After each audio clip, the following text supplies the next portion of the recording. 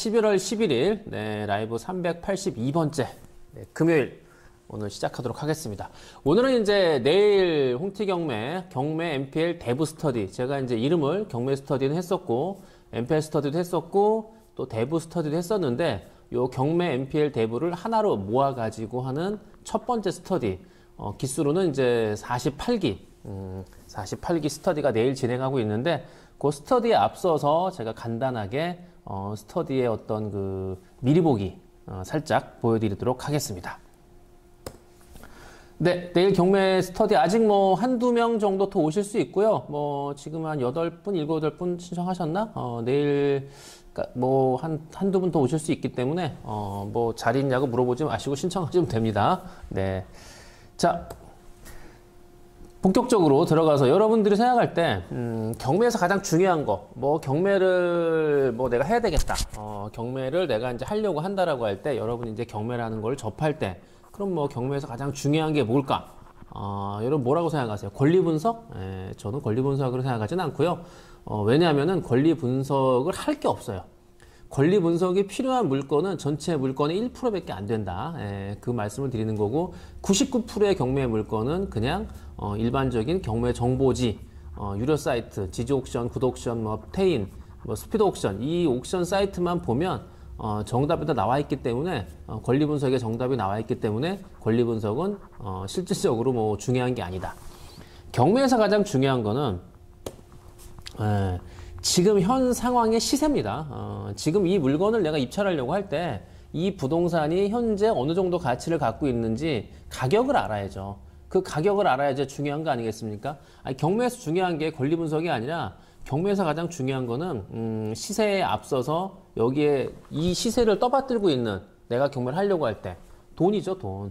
내 돈이 들어가는 거 아닙니까? 돈이 들어가는 거기 때문에 어쨌든 최적의 금액을 써서 정말 그 이상적인 낙찰가를 내가 써내야 될 거 아니야. 너무 차이가 나게 뭐 써서도 안 되고, 뭐 너무 낮은 금액에 써서 턱없는 금액에 써서 매번 폐차할 수도 없는 것이기 때문에, 어찌됐든 저는 경매에 가장 중요한 것은 현 상황, 지금의 이 물건의 값어치가 중요하다. 값어치를 아는 것이 중요하다. 그 다음에 이제 두 번째로 중요한 게 바로 권리 분석이죠. 분석을 해야죠, 그래도. 근데 여러분들께서 권리 분석을 할 때 지금 제가 문제를 하나 내드릴 텐데, 그 솔직한 얘기로 경매를 좀 했다는 사람들이 뭐 경매를 좀 안다, 그리고 경매를 뭐 남들한테 경매를 가르쳐 준다 라고 하는 사람들도 요거를 대답 못하는 분들이 있어요. 이렇게 딱 물을 때 왜 그러지라고 한 방에 대답을 못해. 정답은 왜 대답을 못하냐? 경험이 없기 때문이죠. 이런 물건을 경험한 적이 없기 때문에, 경험한 적이 없는 물건을 물어볼 때는 이론적인 건 한계가 있거든요. 뭐든지. 그래서 제가 말씀드리는 거는 실전이 중요하다는 겁니다. 실전. 입찰을 한번 해서 낙찰을 받고, 정말 그 임차인 그 안에 살고 있는 점유자하고 진짜 애가 타고 속이 그 부글부글 끓으면서 명도까지 마친 사람은 정말 경매를 한 바퀴 돌렸기 때문에, 그분은 두 번째 경매할 때는 정말 잘할 수 있죠. 그러나 이론적으로만 머리에 빠삭한 사람은 현실에 부딪힐 때 이론적으로 당연히 안 되죠. 이론적인 명도 말도 안 되는 거고요. 명도는 그때그때마다 사례가 틀리다. 제가 한 300건 이상을 명도를 했는데 같은 사례가 하나도 없다는 거. 그렇게 명도를 제가 많이 했으니까 스터디에 나오시면 내일 제가 말씀드리겠지만, 제가 작년 올해 모텔 명도만 7개를 했거든요. 모텔만. 모텔 명도가 뭐 힘들다 어쩌다 하는데, 최근에는 모텔 그 지하에는 룸사롱까지 제가 명도를 끝냈거든요. 그래서 그럼 어떻게 했느냐? 경험이 쌓이니까 되는 겁니다, 그게 뭐. 자, 그래서 권리 분석인데 요 물건 한번 보세요. 자, 문제를 드립니다. 제가 정답은 오늘 말씀을 안 드리고 월요일날 말씀드릴게요. 자, 권리 분석 2018 타경의 104352. 이제 삼성동에 있는 골든 카운티인가 뭐 아파트인데요. 한 동짜리 아파트인데, 요거는 2분의 1 지분이 나왔어요. 지분이. 그러니까 소유자가 2명, A와 B가 있는데, 예를 들어서 A의 채무가 변제가 안 되니까 이제 A의 지분에 대한 채권자가 경매를 신청했죠. 그래서 경매에 나온 겁니다. 자, 물건 요약을, 이제 등기부상 요약을 보면은, 여기 보시면은 등기 지분이, 여기 보시면 토지 지분 위에 빨간색 박스 친 거에 이땡땡, 그 다음에 이땡땡 지분이 나온 거예요. 소유자가 이씨하고 또 다른 뭐 2명이 있는데, 양씨구나, 양씨. 예. 양씨와 이씨가 갖고 있는데, 이씨. 양씨는 뭐 빚이 있어도 양씨는 뭐 채권자가 경매하는 건 아니고, 이씨, 2분의 1 지분 갖고 있는 이땡땡이라는 분이 이제 돈을 못 갚아서 경매에 나온 거예요, 지분이. 여기 보시면 등기부사항에 근저당, 동부화재가 이제 1억 8천에 이제 말소 기준 권리죠. 자, 항상 설명할 때 이런 얘기를 합니다. 말소 기준 권리 이하 모두 소멸.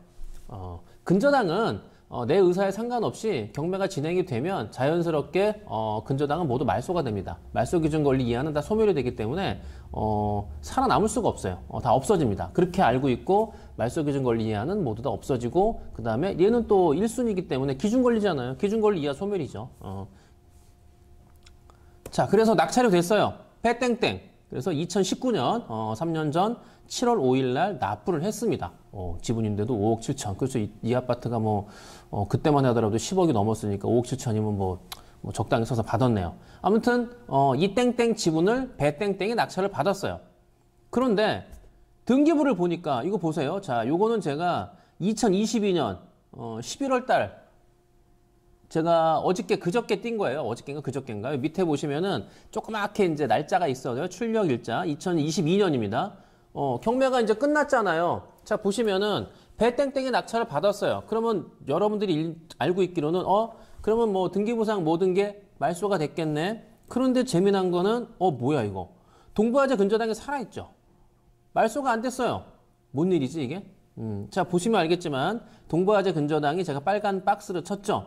근저당이 살아있습니다. 자, 그러면은 이유가 뭘까? 자, 동부화재 근저당이 말소되지 않고 살아있는 이유, 정답을 저한테 알려주시면 제가 상품을 드리죠. 이거 스터디 오셨던 분들은 아마 기억을 더듬어 보시면 기억이 나실 분도 있고, 제가 요거를 스터디 때 좀 설명을 드렸던 것 같긴 한데, 한번 보내주시면은, 제가 선물을, 뭐 큰 선물은 못 드려도 커피 한 잔은 드릴 수 있다. 아니면 뭐 진짜 정답 맞추는 사람이 한 명이다 그러면 제가 뭐 좀 더 크게 제가 쏠 수도 있겠죠. 자, 정답을 보내주시면 될 것 같습니다. 여기서 말씀하지 마시고 문자를 보내주세요. 정답은 월요일 날 말씀을 드리고 월요일 전에 저한테 보내주시면 될 것 같습니다. 자, 두 번째 이제 요약은 NPL인데, NPL은 여러분이 뭐 부실채권, 저희 NPL 해서 논 퍼포밍 론 해가지고 뭐 무수익 여신 다 필요 없고요. 그냥 NPL 그러면은 이자가 연체된 근저당이구나. 이자를 받을 수 없는 근저당이구나. 이렇게 생각하시면 돼요. 그냥 특별한 NPL 전문 용어 쓸 필요도 없고요. 그냥 돈 못 받은 근저당이에요. 내가 받아야 될 그 권리를 제대로 실행할 수 없고, 안 주니까, 배짜라가 버티니까 어떻게 하겠냐. 이거 어떻게 하면 좋지? 받을 수 없는 근저당, 배짜라가 버티고 있는 근저당, 채무자가 갖고 있는 근저당. 그게 바로 NPL이라고 보시면 돼요. 그래서 제가, 개인이 근저당을 매수할 수 있다. 이번 스터디 때도 제가 그걸 설명을 드릴 텐데, 개인 근저당은 일반인 매수가 가능합니다. 여기 보시면은, 여기 제가 그냥 최근에 그 경매에 들어간 그 태영 AMC 대부라는 데가 이제 경매 신청한 아파트 그 등기부 사항만 한번 살짝 갖고 와 봤는데, 여기 보시면은 1순위에는 대부업체가 근저당이 설정되어 있지만 2순위에는 배땡땡 일반 근저당이죠. 2순위는 개인이에요. 요 지금 제가 빨간 박스 친 거 요거는 여러분들이 매수할 수 있다는 얘기예요. 제가 여러분들이 개인적으로 매수할 수 있다. 그럼 어떻게 매수하냐? 제가 2년 전 스터디 때, 우리 NPL 스터디 할 때 회원들 중에서 정말 뭐 몇백 통을 편지 보낸 분이 있죠. 이런 근저당 권자를 등기부 등본에 있는 채권자 주소로 이제 편지를 발송하는 거죠. 편지를 발송해서 연락이 오면은 만나서 협의를 하는 거죠. 예. 물론 뭐 협의할 때 그냥 협의하는 게 아니라 확인할 것들이 여러 가지가 있죠. 그냥 덮어놓고 덥석 물었다가는, 물었다는 표현은 그렇지만 덥석 샀다가는 뒷감당이 안 되는 것도 있기 때문에 확인할 것들이 있다. 그거는 제가 스터디 때 말씀을 드리고, 이런 식으로 협의문을, 요건 뭐 저희 회원 중에 한 분이 받은 거고, 저도 받았어요. 예, 그래서 이렇게 홍티 경매가 이제 경매에 들어간 그 물건이 있다 보니까 그 물건의 근저당을 사고 싶다고 연락이 와서, 이제 제가 이것도 어쨌든 뭐 회원들하고 제가 의논을 해가지고 뭐 처리할 수 있는 건 처리가 뭐 우리가 너무 손해보고 할 수는 없기 때문에, 뭐 이런 식으로 보내는 분이 있다. 그러니까 이런 협의문 같은 거를, 써가지고 그 근저당권자, 그 등기부상에 나와 있는 주소로 보내는 겁니다. 받아가지고 본인의 의사표시가 뭐 파르사가 있으면 연락을 해오겠죠. 그렇지 않으면 연락이 없겠고, 요렇게 해가지고, 개인 근저당은 여러분들도 할 수 있다. 근데 이제 이런 편지를 써서 보내고, 뭐 이분 같은 경우는 아예 협의문을 만들어 놓고 사건 번호하고 채권자 이름, 요런 것만 이제 해놔서, 나름대로 참 머리를 썼어요. 예, 이렇게 직접 편지를 손으로 쓰지 않고, 아예 이런 걸 만들어서, 나름 뭐 이것도 머리 쓰는 거죠. 이렇게 해서 모든 채권자한테 막 쭉 보내는 건데, 우편비만 해도 아마 송달비만 해도 꽤 들 텐데, 어찌됐든 이것도 노력이다. 이렇게 해서, 좋은 거 하나만, 좋은 물건 하나 잘 섭외를 하거나 잘 채권을 가지고 오면, 이 우편비가 문제가 아니라 정말 큰 1년 뭐 연봉 이상을 벌 수 있는 거기 때문에, 이렇게 하는 분들이 있다라는 거죠. 자, 문제는 이제 금융권 NPL인데, 금융권 NPL 매수는 그냥 홍티경매가 대신, 내가 어느 새마을 금고든 대부업체든 이거를 갖고 오고 싶다. 뭐 이해관계인이 됐든 뭐 소유자가 됐든 그렇게 될 때 홍티경매한테 연락을 주시면은 제가 물건을 확인해서 금융권 NPL은 매수할 수 있는 자격 조건이 금감원 대부업체밖에 안 되기 때문에 홍티경매가 판단해서 제가 같이 협력해서 도움드릴 수 있다 말씀을 드리는 겁니다. 자, 오늘 제가 이제 그 경매 예정 물건을 검색해 봤어요. 몇 개나 있나.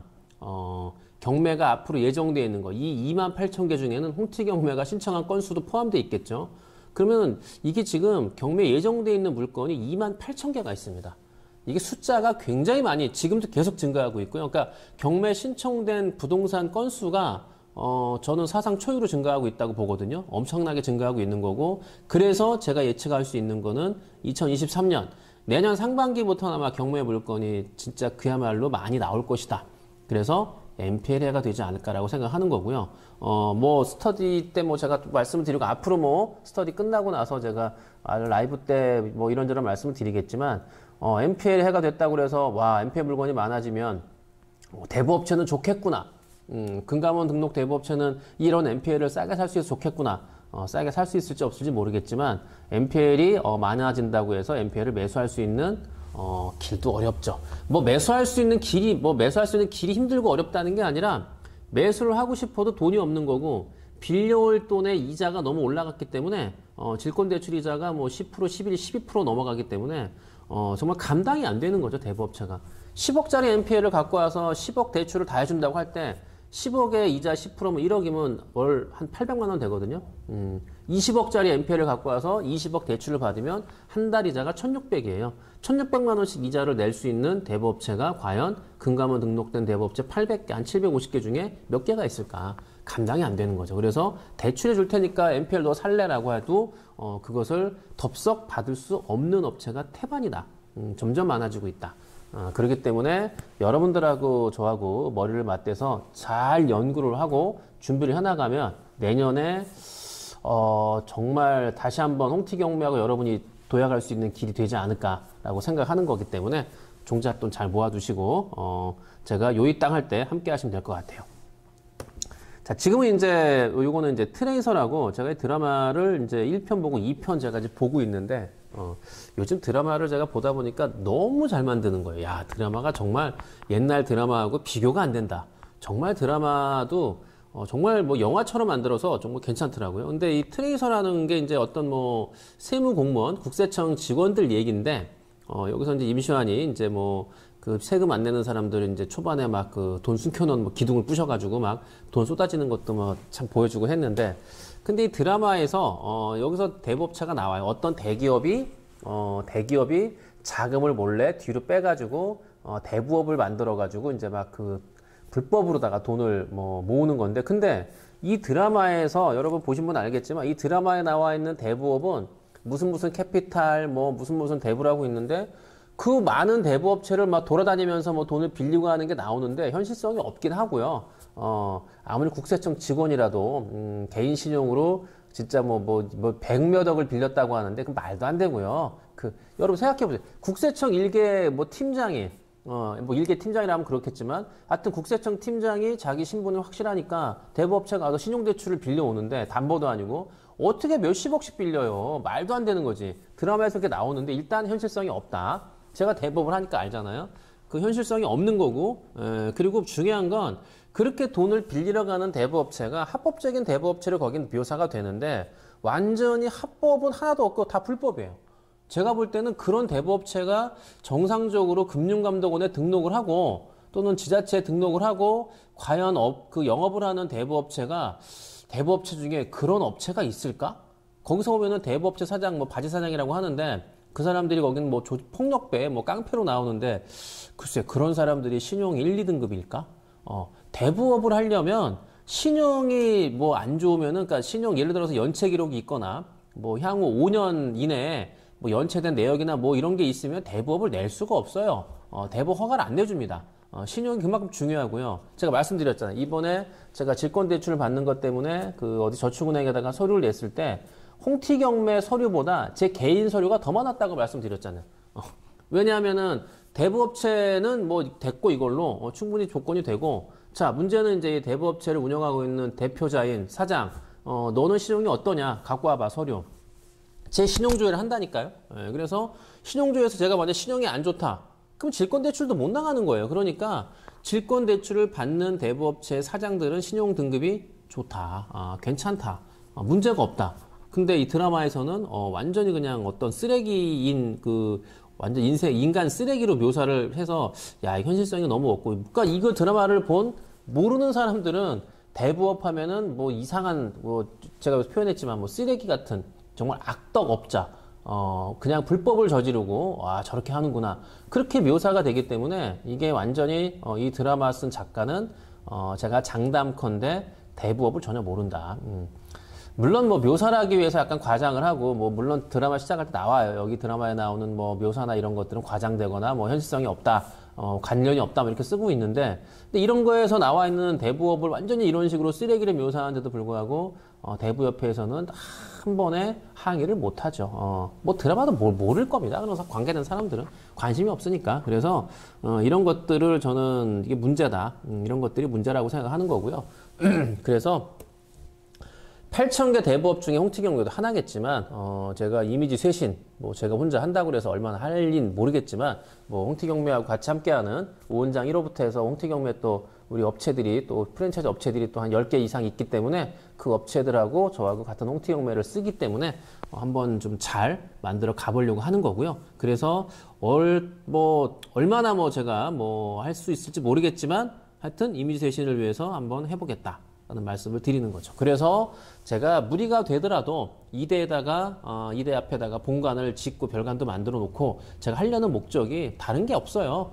이렇게 자리 지키면서 떳떳하게 세금 낼 거 다 내고 대부업을 하고 있다는 거를 보여주려고 하는 거고 사람들한테 야 친근하게 다가가는 대학교 앞에 대부업체 본사가 있다. 뭐 그게 있지 말라는 법은 없겠지만 어쨌든 사람들을 인식할 때 인식이 될 때 인식하는 그 사람들 생각에 느낌에 그 사람들이 바라볼 때 저는 이런 대부업도 있구나라는 걸 만들어 가기 위해서 제가 이대에다가 그 무리를 좀 돼서라도 거기서 만드는 이유가 있는 거고요. 굳이 그렇게 땅콩 건물을 뭐 지을 필요가 없는 건데 수익성이 없는데도 불구하고 제가 어떻게 보면 투자한다고 생각하면서 만드는 이유가 바로 지금 제가 보여드리는 이미지 쇄신하면서 홍티경매가 좀 앞장서 나가려고 하는 의미가 있다는 거죠. 네. 그렇다고 뭐 제가 뭐 어떤 독립열사처럼 뭐 그런 건 아니고요. 네. 자, 어쨌든 여러분들이 꼭 끝까지 따라오셔서 중도 탈락하지 마시고 그리고 홍티경매 뭐 안티 할 게 뭐 있습니까? 제가 뭐 전화 잘 안 받고 뭐 좀 싸가지가 없다. 그런 거 빼고는 뭐 홍티경매 뭐 특별하게 여러분들이 뭐 큰 손해 본 거 없고 뭐 굳이 홍티경매 안티인 분들도 뭐 별로 없긴 하지만 어쨌든 중도 탈락하지 마시고 끝까지 따라오셔가지고 확인해 보시고 제가 지금까지 얘기한 것들이 진짜 이루어지는 건지 확인해 보시고 뭐 손해 볼 거 없잖아요. 뭐 제가 여러분들 돈 갖고 튈 것도 아니고 제가 땅을 사서 지금 뭐 들어간 돈이 얼만데 그걸 놔두고 제가 어딜 가겠습니까? 그쵸? 그러니까, 꼭 따라오셔가지고 한번 보시고 확인하시고 응원해 주시면은 여러분들도 그렇고 저도 그렇고 한번 이상적인 대부업, 이렇게 할 수 있다는 걸 제가 만들어 가보려고 하기 때문에 한번 지켜보시면 될 것 같습니다.